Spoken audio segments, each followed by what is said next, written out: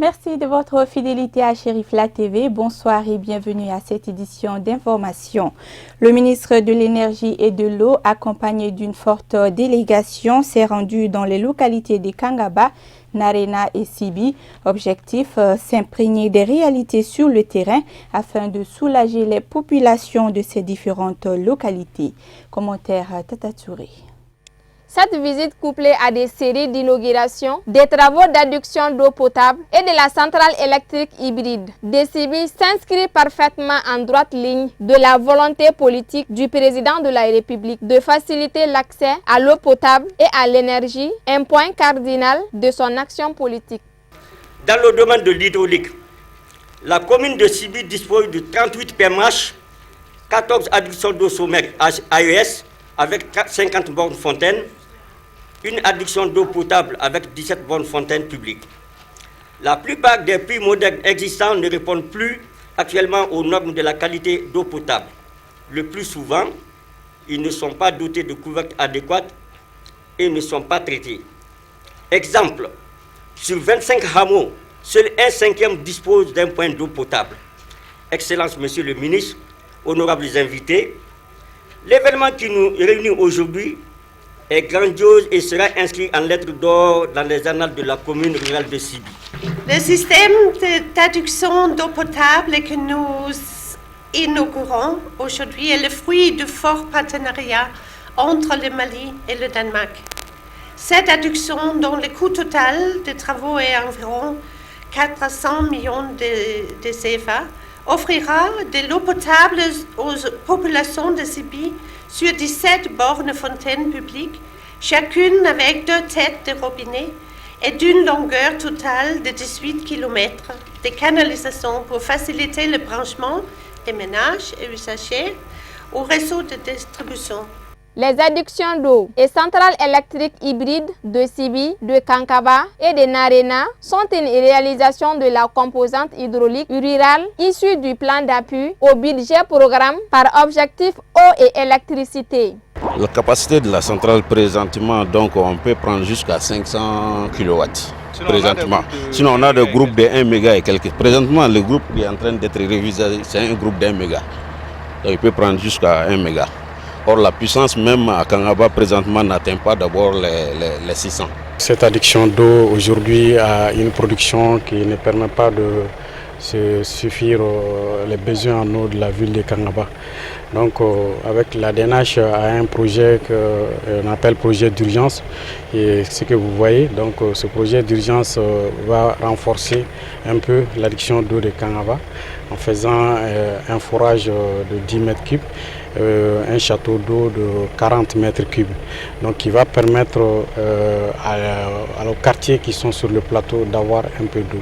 Ces programmes d'urgence sociale 2017-2020 déclinés en actions dont les retombées seront immédiatement perceptibles par les populations va orienter les départements à relever le taux d'accès à l'énergie grâce à un vaste programme d'implantation de centrales d'énergie solaire et de centrales hybrides dans le cadre du partenariat public-privé. C'est l'extension en fait donc du système électrique.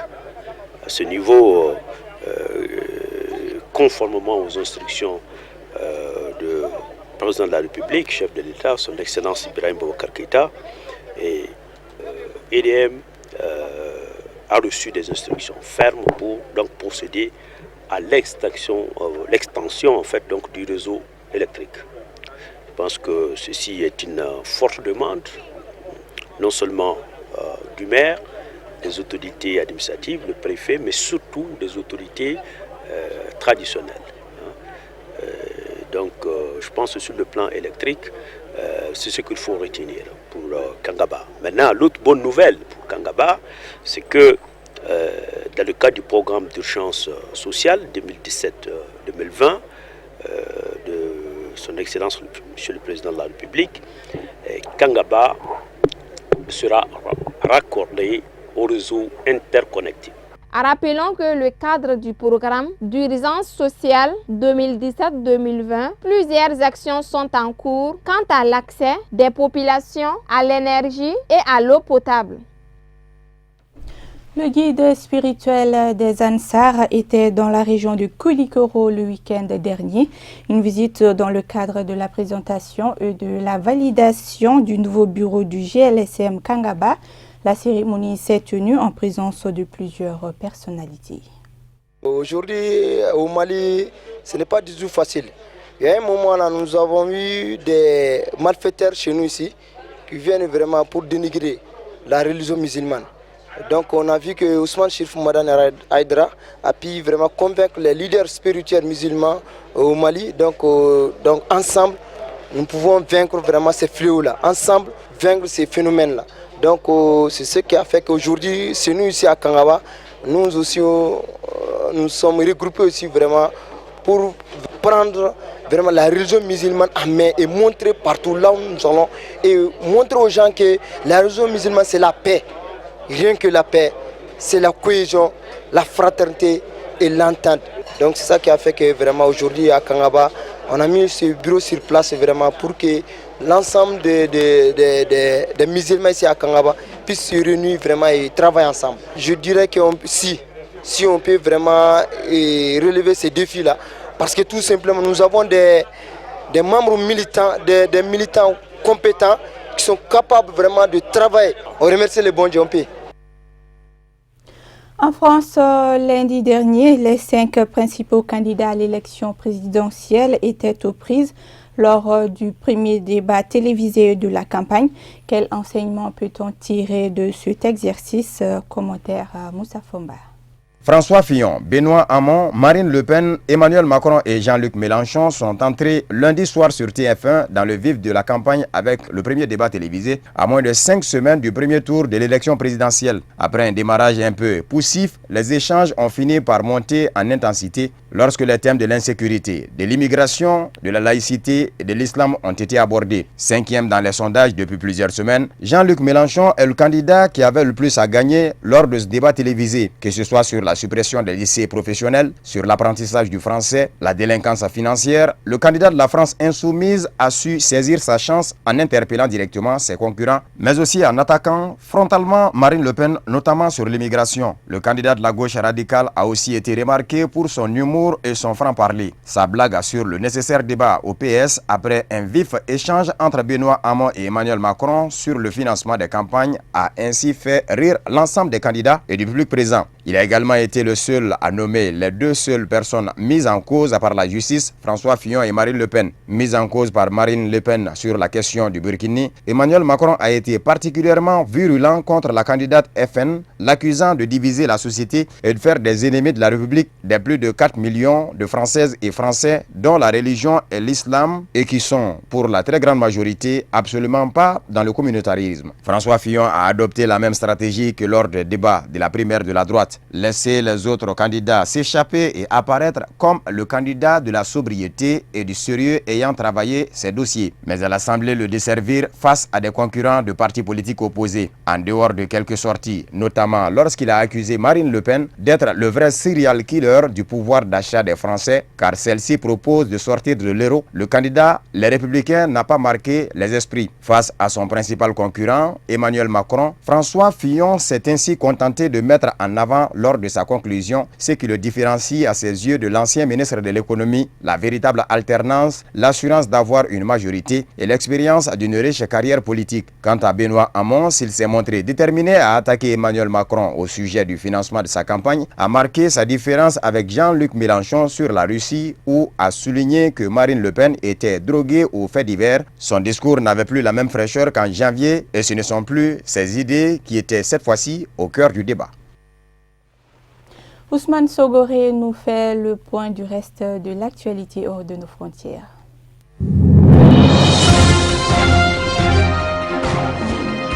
À Niamey, au Niger, les assises chargées de juger les éléments de Boko Haram ayant commis des crimes dans la région de Difa, dans le lac Tchad, ont débuté ce lundi. 8 premiers terroristes présumés qui, pour le respect de leurs droits, ont bénéficié d'avocats commis d'office, sont à la barre Ils sont tous inculpés pour association de malfaiteurs rapport avec une entreprise terroriste pour avoir voulu planifier l'attaque de leur propre village, Kilankam, et la ville de Difa, région frontalière avec le Nigeria. En cachant des armes dans leur domicile, les 8 accusés reconnus pour leur appartenance à la secte Boko Haram ont tous plaidé non coupables. Devant les 3 juges, ils ont nié toutes leurs déclarations antérieures. 7 des 8 accusés ont écopé de peines de prison allant de 5 à 10 ans d'emprisonnement.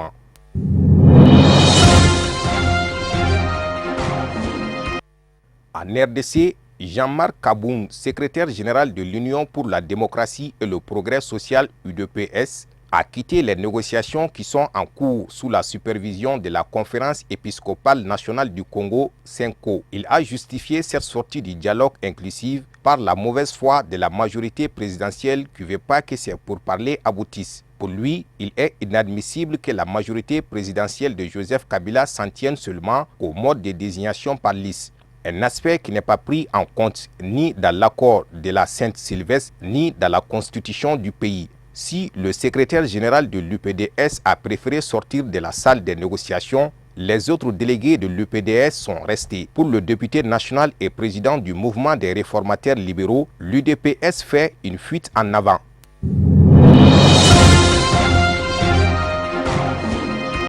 Au Vatican, le pape demande le pardon pour les péchés et les manquements de l'Église de ses membres dans le génocide rwandais. Ce mea culpa du souverain pontife intervient à la suite d'une entrevue avec le président rwandais Paul Kagame ce lundi. Sur son compte Twitter, le président Kagame a salué cet acte de courage et de grande moralité exprimé par le Saint-Père. Cette première visite du président rwandais au Saint-Siège depuis 2000 vient défendre les relations déjà tendues entre Kigali et l'Église catholique. En effet, le gouvernement rwandais avait en novembre dernier estimé que le Vatican devait demander pardon pour le rôle de certains représentants de l'Église dans le génocide qui a fait 800 000 morts en 1994 selon l'ONU. Essentiellement parmi la minorité Tutsi, des évêques rwandais avaient présenté des excuses officielles, mais le gouvernement les avait rejetées considérant qu'elles devraient venir directement du Vatican.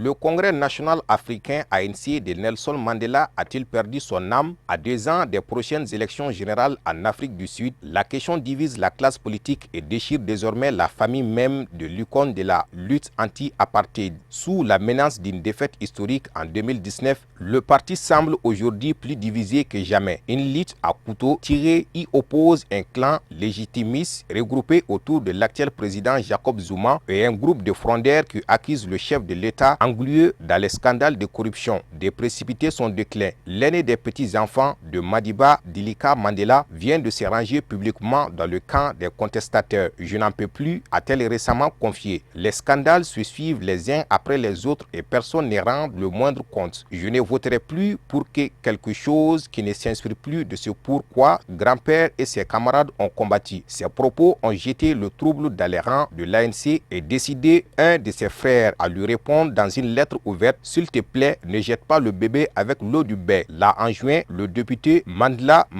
Il est de notre obligation de corriger ce qui ne satisfait pas à l'ANC, a-t-il ajouté. Abandonner l'ANC ne sert pas le peuple sud-africain.